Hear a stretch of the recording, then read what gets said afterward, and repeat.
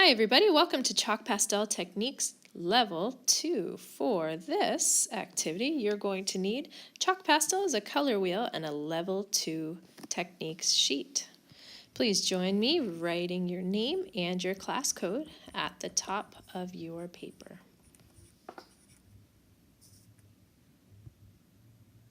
Okay, here we're going to talk about level 2 success criteria for chalk pastels.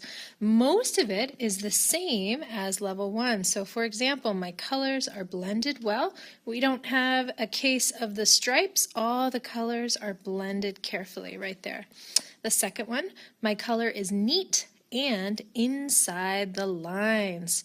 So you don't have fingerprints and it's outside the lines like right there.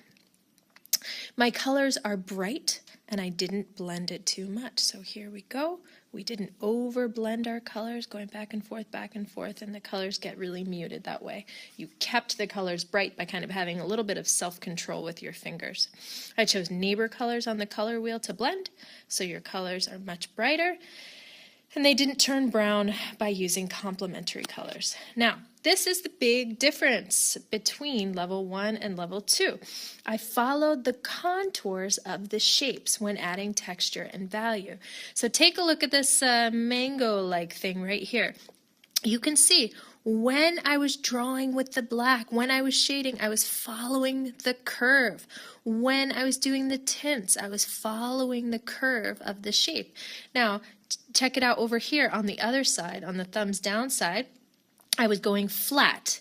The black is going flat across like a cookie, and the light is going flat across. I was not following those contour lines. I'll erase it so that you can see it again.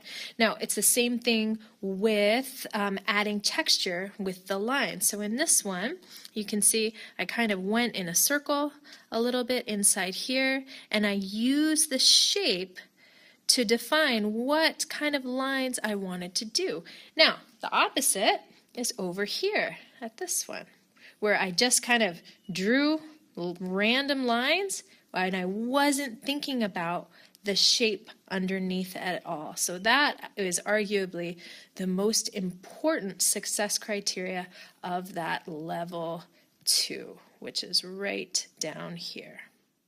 All right, so let's get started. You will notice that all of the techniques that we are going to use are written across the bottom of the paper. So you choose your first technique, which in our case is going to be tint and shade, circle it, and choose a shape. For tint and shade, you do need a base color plus black and white. So go ahead and choose that first.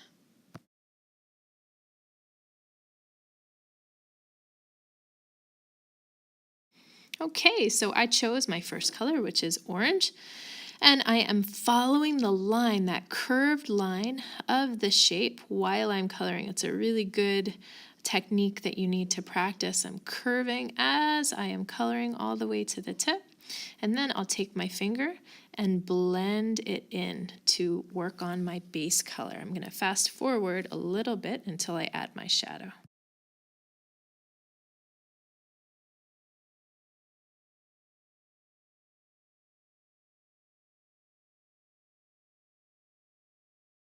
All right, so the next step is taking your white, following those curved contour lines of the shape, and adding in your tint. You can give it a little bit of rub with your finger. You don't want to rub it too much or the white will totally disappear.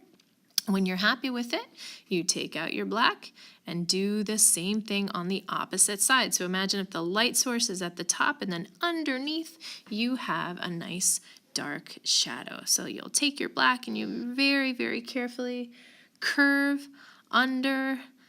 that line underneath there, and then rub it a tiny bit with your finger to really make it look like there's a shadow and not just a line. It's important for you to see the tiny movements of my pinky that I'm using and how carefully I'm shading underneath there. You don't want to have big motions with your hand. You just want to really, really carefully and really gently blend that color.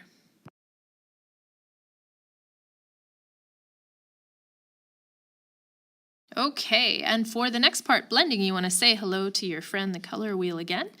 choose one color to start, and then you want to choose an analogous color, which is a neighbor color. So I chose a light green here. Let's see, I could do a dark green, I could do a blue, I could do a yellow. Ended up choosing a light blue, and these two colors are going to be blended together. So take them off your color wheel, choose a new spot on your paper, and you can start coloring. So as you can see, I again following those contour lines of the shape. My pastel is going around.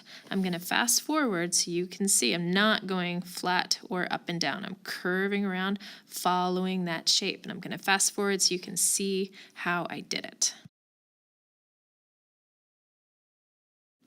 Once I went around the edges, then I took my green and I'm moving carefully and slowly into the center, and I'm going to blend that together with tiny circular motions with my little finger here, being really careful to stay in my shape because I want to have the darks of the blues, the bright green, and then I'm slowly getting more faded as we go towards the center. And then I noticed that I overdid the green a little bit, so I just added some white to kind of pump up the highlights a little bit and then carefully blended it all together.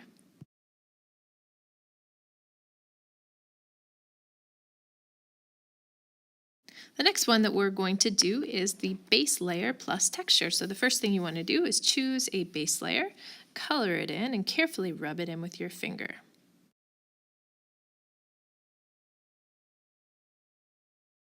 Now take a contrasting color and make some designs that really use the shape. So for example, I'm imagining that all of my lines are coming from a central point in the shape and radiating out to the edges.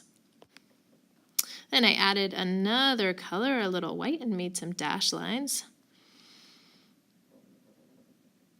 Now keep in mind, you are going to want to turn the paper around so that you avoid smudging the rest of the pastel with your hand. And for the interior of this shape, I just added a couple of lines kind of mimicking that existing orange shape in there. And I'm continually turning the paper around so that my hand doesn't have an opportunity to smudge it. You can also put a piece of free draw paper on top of there.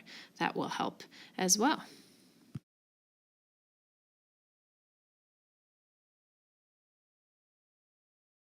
The final step is feathering. You want to be really careful with your arm at this point because if you're not careful with it, you can smudge your whole drawing. So you definitely want to be turning your paper around as you are working.